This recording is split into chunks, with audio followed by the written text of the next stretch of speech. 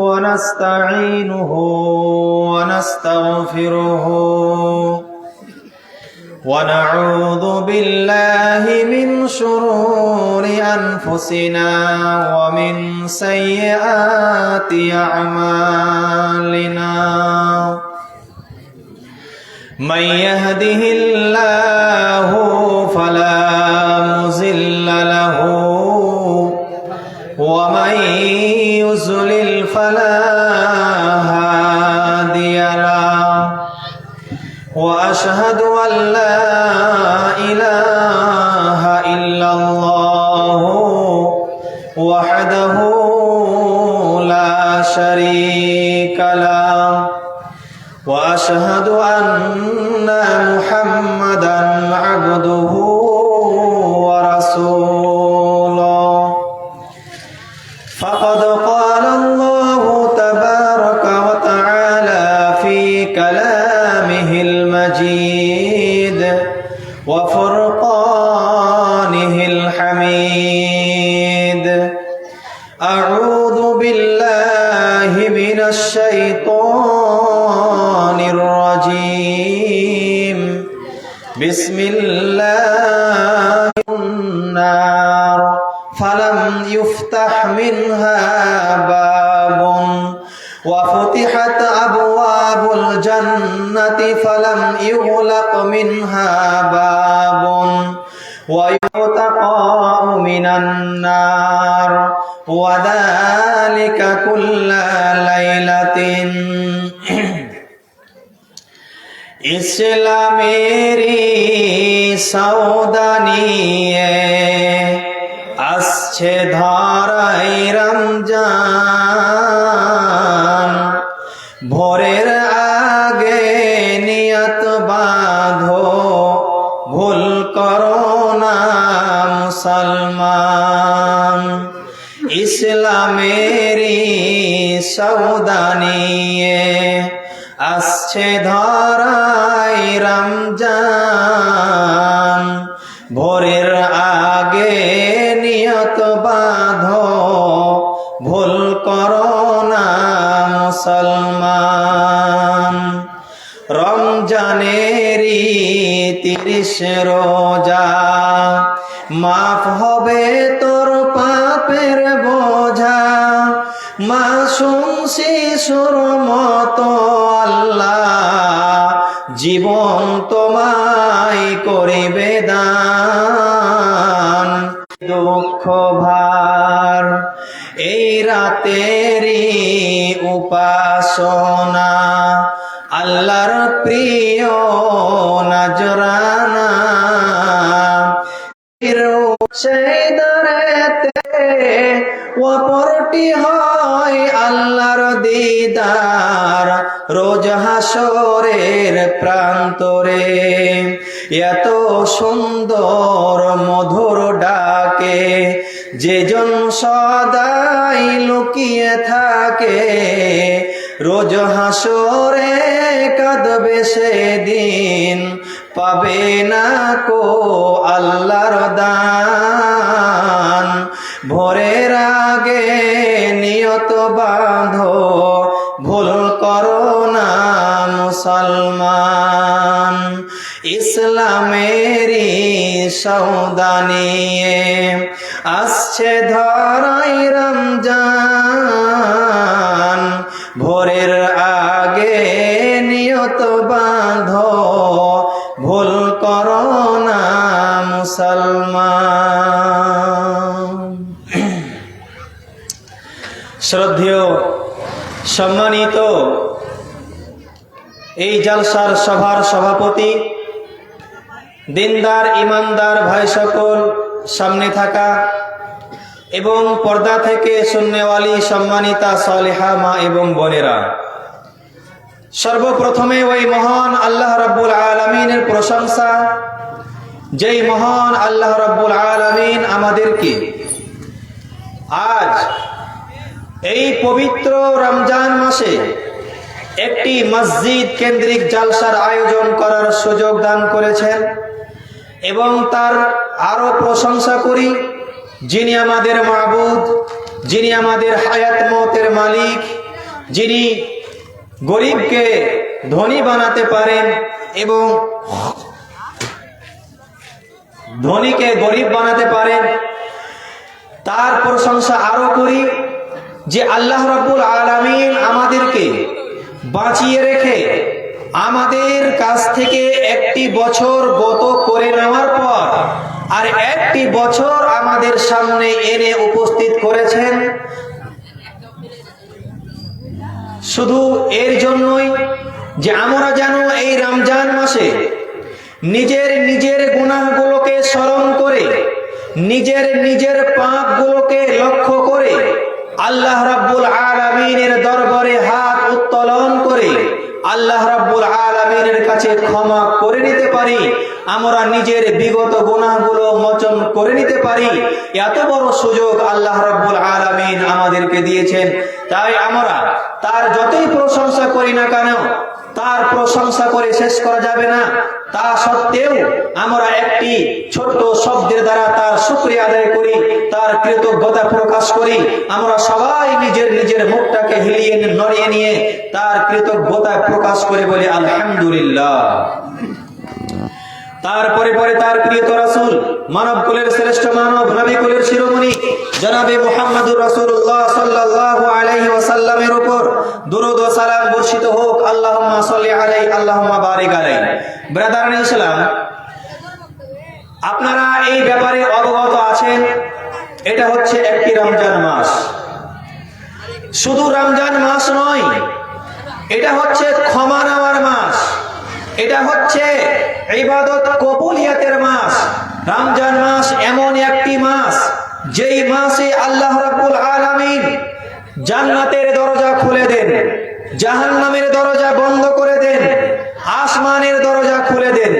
শুধু তাই নয়, এই রমজান মাস এমন একটি মাস যেই মাসটিকে বরকতময় মাস বলা হয়েছে। রমজান মাস এমন একটি মাস যেই মাসে আল্লাহ রাব্বুল আলামিন কোরআন অবতীর্ণ করেছেন। শুধু তাই নয়, আল্লাহ রাব্বুল আলামিন বলছেন, আমি যে এই রমজান মাস তোমাদেরকে দিয়েছি, রমজানের শব্দের অর্থ হচ্ছে জ্বালিয়ে দেওয়া, পুড়িয়ে দেওয়া, ছারখার করে দেওয়া।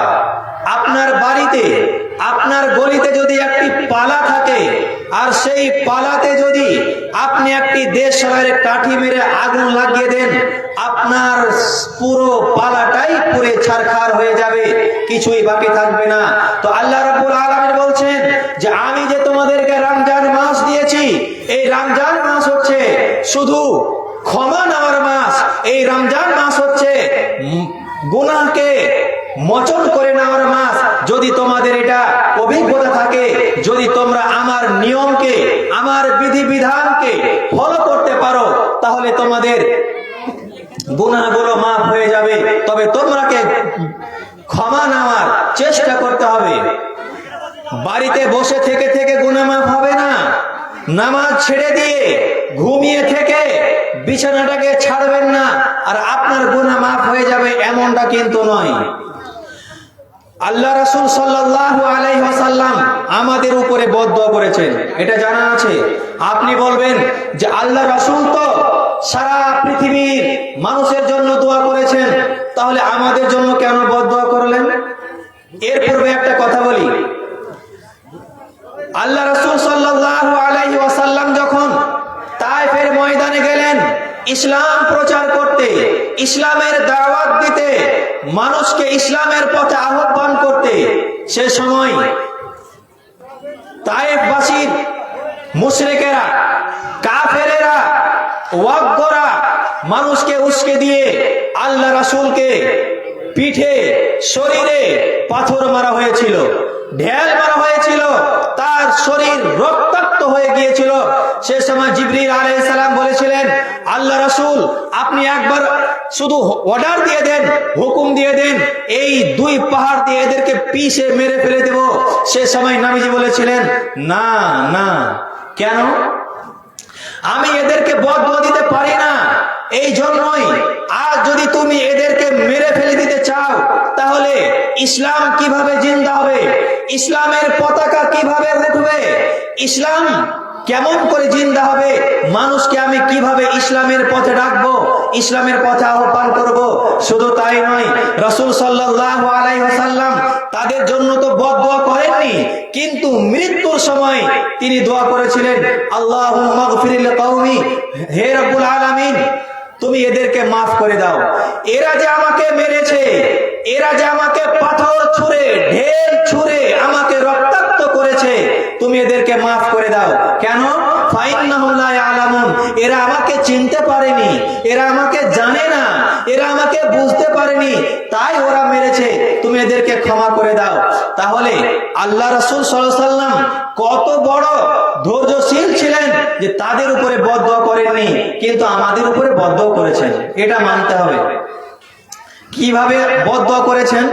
আচ্ছা বলেন তো, জুমার মসজিদে যে মেম্বারটা থাকে, মেম্বারটায় কয়টা ধার থাকে? কাউরে জানা আছে? 3টা। আল্লাহ রাসূল সাল্লাল্লাহু আলাইহি ওয়াসাল্লাম জুমার দিনে যখন প্রথম সিঁড়িতে পা দিলেন তখন বললেন আমিন, যখন দ্বিতীয় সিঁড়িতে পা দিলেন তখন বললেন আমিন, যখন তৃতীয় সিঁড়িতে পা দিলেন তখনও বললেন আমিন। সাহাবারা অবাক, আল্লাহ রাসূল ব্যাপারটা বুঝতে পারলাম না, আপনি এরকম কোনোদিন করেননি, কিন্তু আজ তিনবার আমিন বললেন, বিষয়টি বুঝতে পারলাম না, একটু বুঝিয়ে দেবেন?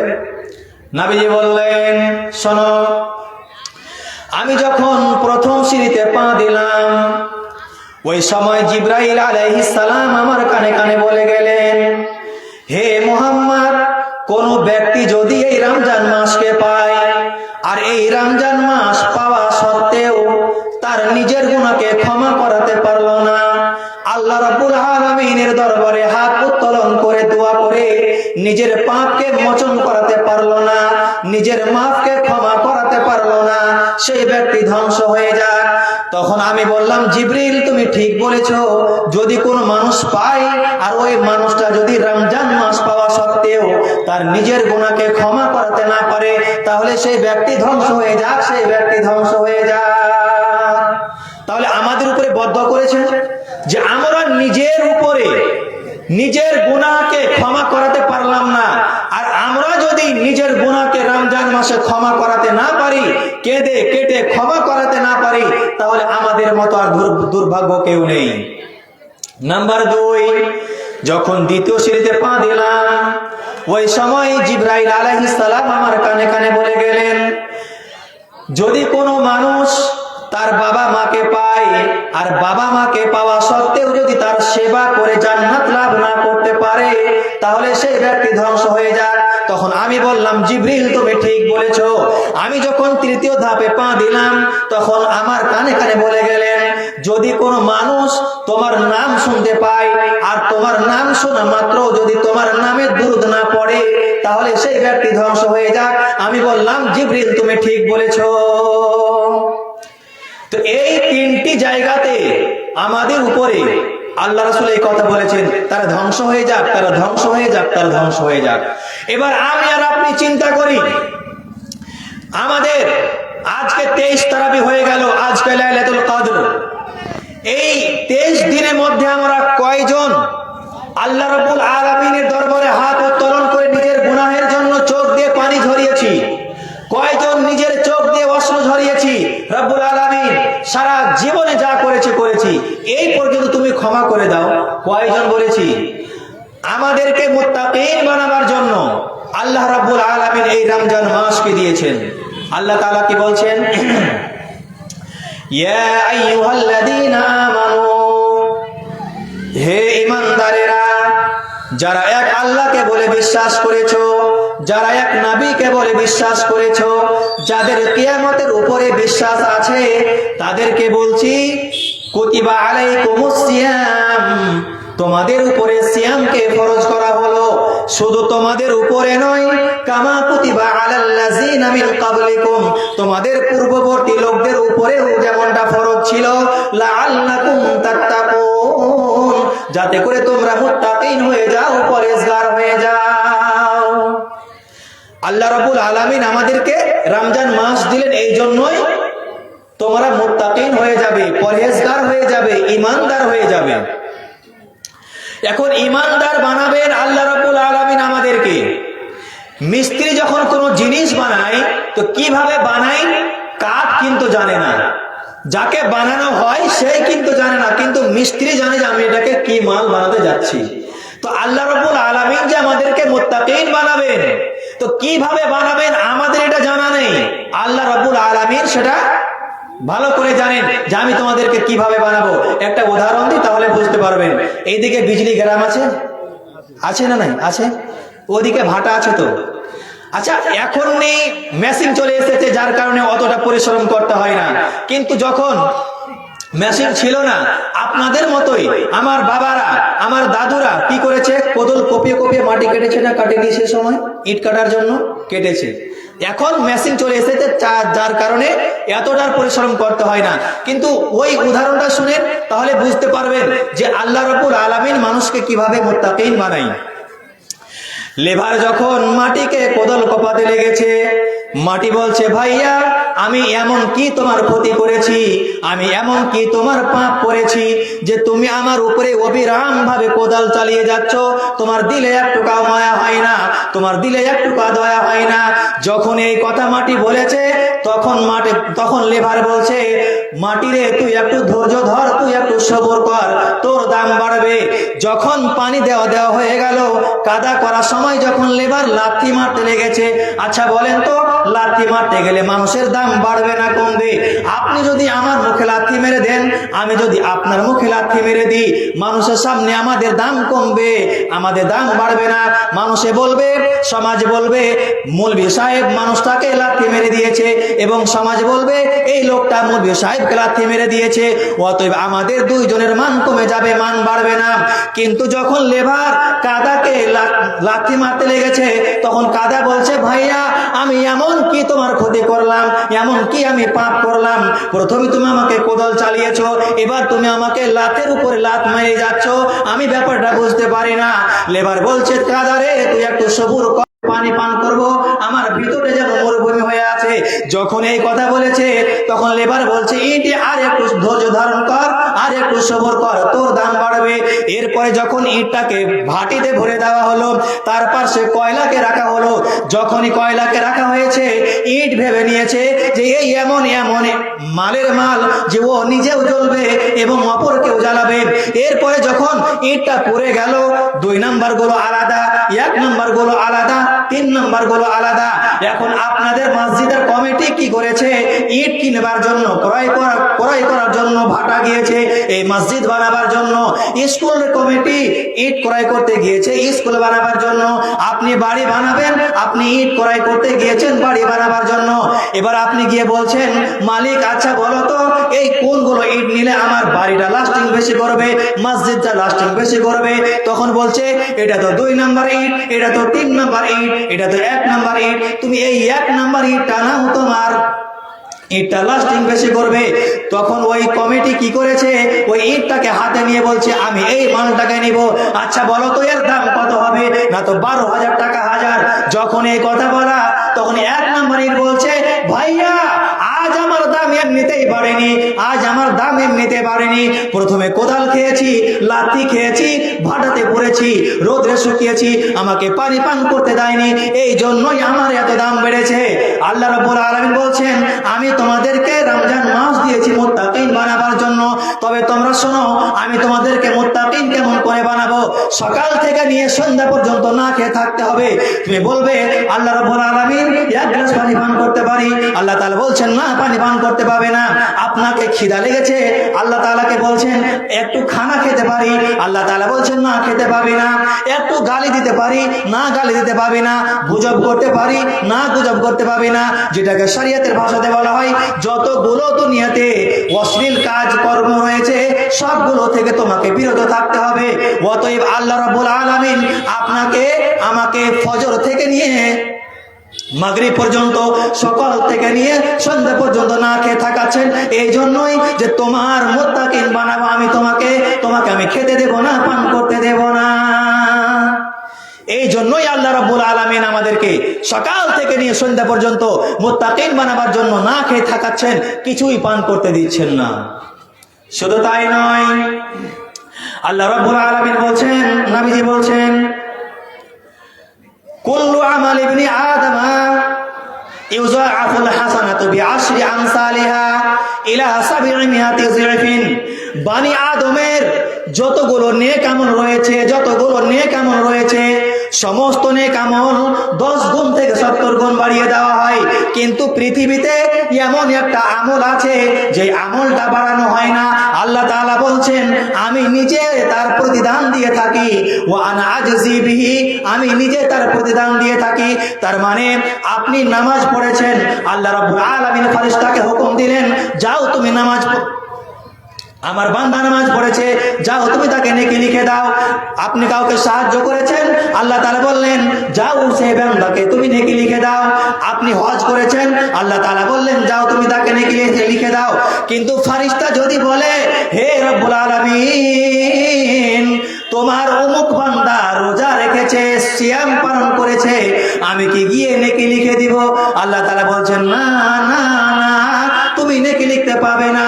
কেন পাবে না? ও যে না খেয়ে আছে, সকাল থেকে সন্ধ্যা পর্যন্ত না খেয়ে আছে, ও আমার জন্যই না খেয়ে আছে। অতএব আনা আজজি বিহি, আমি তাকে নেকি লিখে দেব, আমার ইচ্ছা মতো তাকে আমি নেকি দিব। সুবহানাল্লাহ। তাহলে আল্লাহ রাব্বুল আলামিনের নিকটে এই ইবাদতটি কত গ্রহণযোগ্য যে আল্লাহ রাব্বুল আলামিন নিজের হাতে, স্বয়ং নিজের হাতে বান্দাকে পুরস্কার দেবেন। কেন দেবেন? বলছেন ইয়াদাউ শাহওয়াতাহু ওয়া তাআমাহু মিন আজলি, তার মনের ইচ্ছা, বাসনা, আকাঙ্ক্ষা এবং যতগুলো কাজকর্ম রয়েছে অশ্লীল কাজ সব থেকে বিরত থাকছে শুধু আমার জন্যই, অতএব আমি তাকে নেকি লিখে দেব। কিভাবে আমরা আল্লাহর জন্য থাকি? একটি কথা বলি, সারা দুনিয়াতে যতগুলো আমল রয়েছে সব আমল লোক দেখানো হতে পারে, কিন্তু এমন একটি আমল আছে যে আমলটি লোক দেখানো হয় না, শুধু আল্লাহকে দেখানোর জন্য হয়, আল্লাহকে রাজি করার জন্য হয়, আল্লাহকে সন্তুষ্ট করার জন্য হয়। সেই আমলটি কি ভাই? এই রমজান মাস। আপনি বলবেন আমি বাড়িতে খেয়ে নিব আর মানুষের সামনে বলে বেড়াবো আমি রোজাদার, আমি রোজাদার, আমি রোজাদার। এটা কি হবে? হবে না। কেন হবে না? আমি একটা আপনাকে উদাহরণ দিই যে আল্লাহ রাব্বুল আলামিন কেন বলছেন যে এ আমার জন্য না খেয়ে আছে।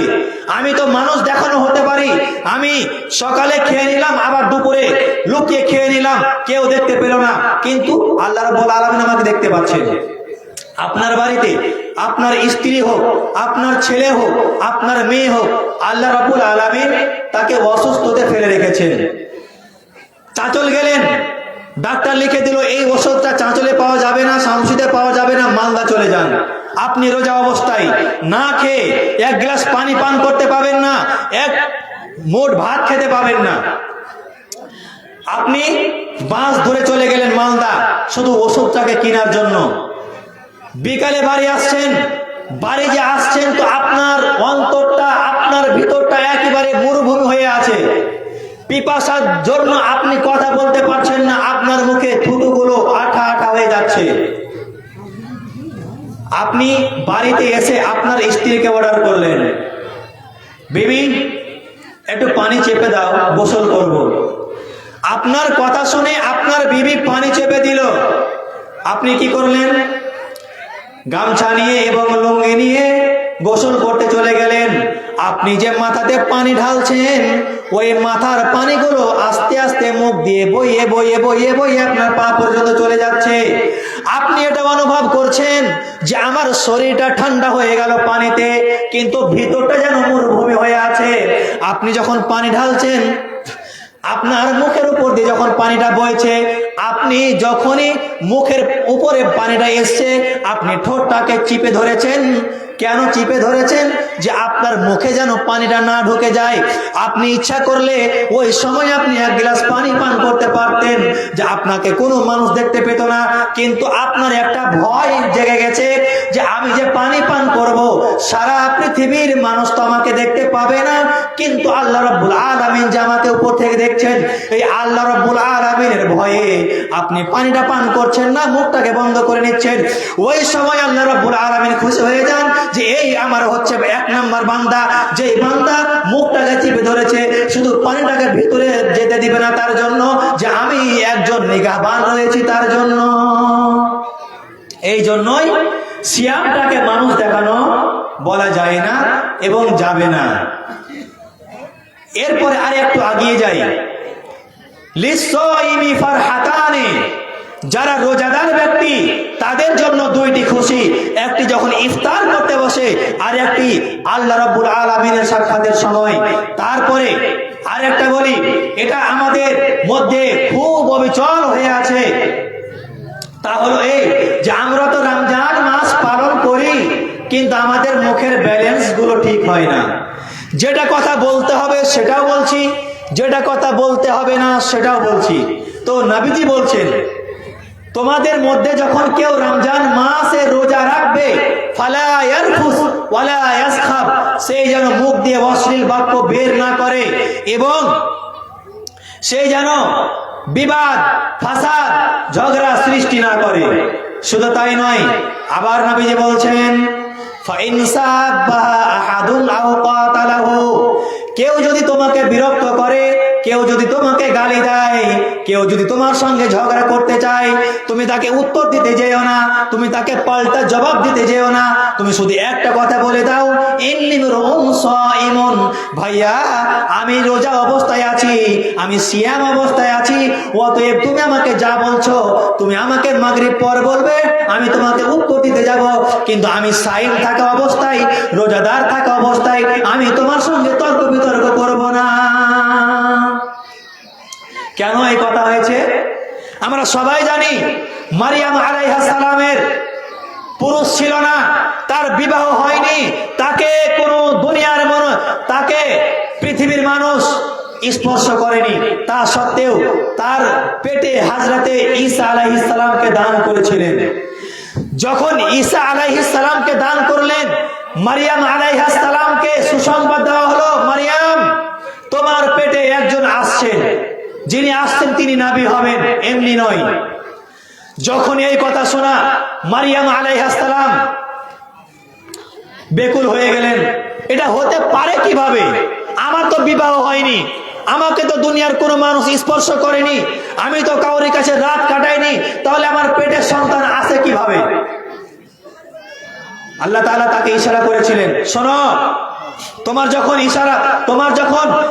ঈসা আলাইহিস সালাম যখন তোমার পেট থেকে ভূমিষ্ঠ হবে, তোমাকে লোকেরা ছিচ্ছি করবে, তোমার মান সম্মানকে নিয়ে ছিনিমিনি খেলবে, তোমার মান সম্মানকে নিয়ে হানি করবে, তোমাকে লজ্জিত করবে, সমাজের সামনে তোমাকে ছোট করবে। তখন তুমি একটি কথা বলে দেবে, ফানাযারতু লির-রহমানি সাওমা, আমি আল্লাহ রাব্বুল আলামিনের জন্য, রহমানের জন্য রোজা রাখার মানবতা করেছি, ফালান উকাল্লিমাল ইয়াওমা ইনসিয়া, আজ আমি তোমাদের সঙ্গে কথা বলবো না। কেন এই কথা ইশারা করেছিলেন? যে মানুষরা তাকে লজ্জিত করবে তাই। আর আমি একটি হাদিস আপনাকে শোনাই, তাহলে বুঝতে পারবেন রমজানের ফজিলত কত। নবীজি বলছেন, ইযা কানা আউয়ালু লাইলাতিন মিন শাহরি রমাদান, যখন রমজান মাস প্রথম রাত্রি হয়, সুফিদাতিশ শায়াতিন, সে সময় শয়তানকে জিনজির দ্বারা আবদ্ধ করা হয়, ওয়ামারাতুল জিন্নি, এবং জিনদেরকেও আবদ্ধ করা হয়। আপনি বলবেন, মাওলানা সাহেব, যদি রমজান মাসে শয়তানকে বেঁধে দেওয়া হয়, শয়তানকে যদি জিনজির দ্বারা আবদ্ধ করা হয়, তাহলে মানুষ আবার গুনাহ করে কিভাবে?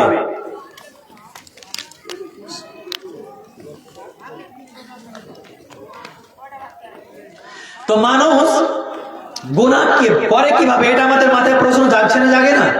জাগছে। যে শয়তানকে বেঁধে দেওয়ার পরও মানুষ গুনাহের কাজ করে কেন? আমি আপনাকে একটা উদাহরণ দিই, এবং মুফাসসিরগণ এইভাবে এই হাদিসটাকে বুঝিয়েছেন। তা হলো এই,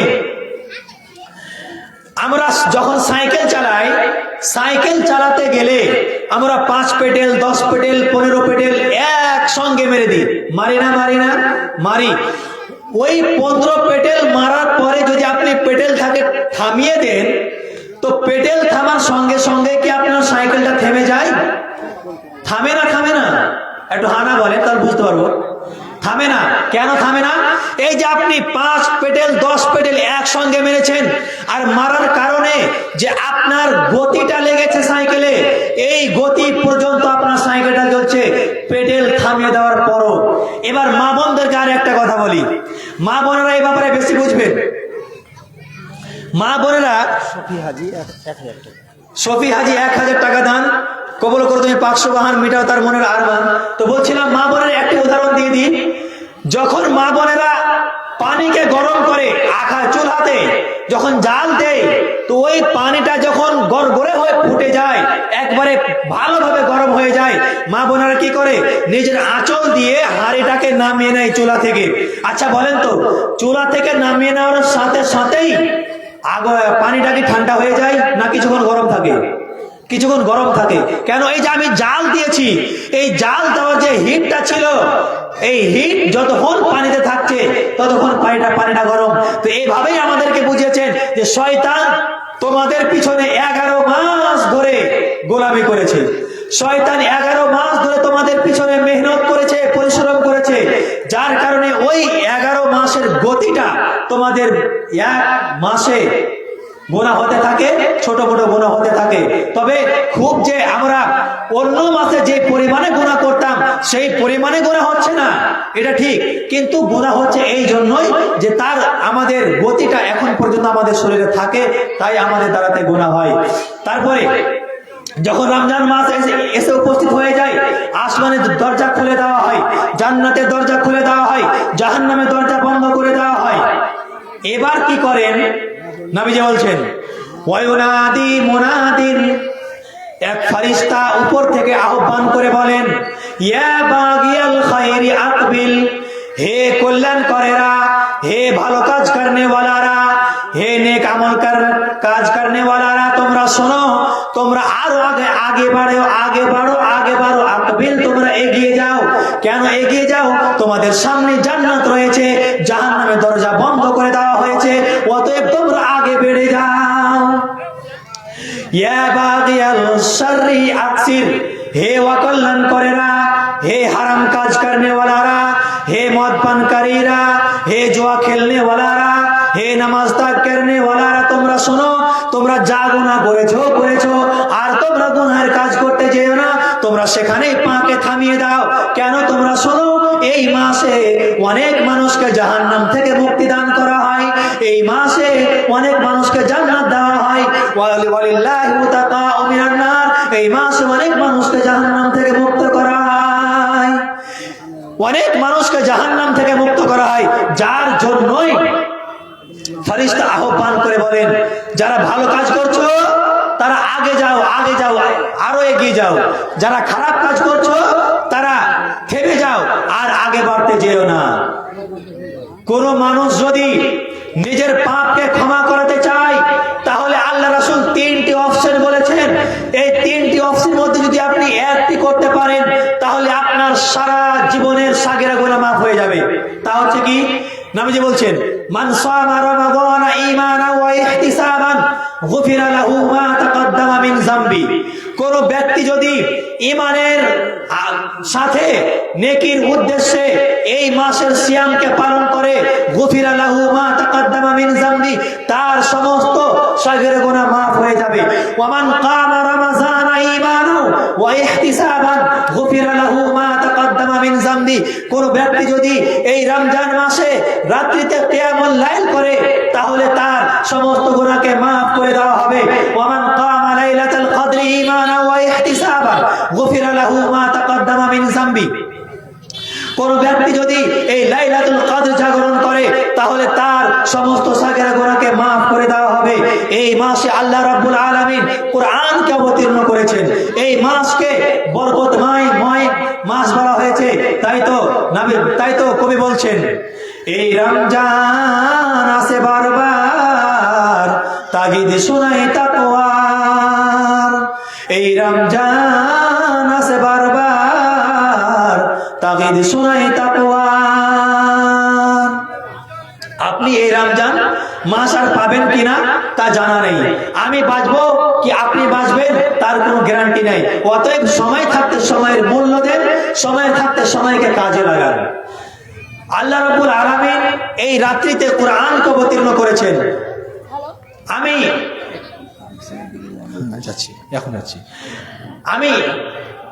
একটি ছোট্ট ঘটনা বলে যাচ্ছি আপনাকে, যে এই ইসলামকে বাঁচাবার জন্য, এই কোরআনকে বাঁচাবার জন্য নবীজি মুতার প্রান্তে যুদ্ধের জন্য 3 জন কমান্ডারকে নিযুক্ত করেছিলেন, নির্বাচন করেছিলেন।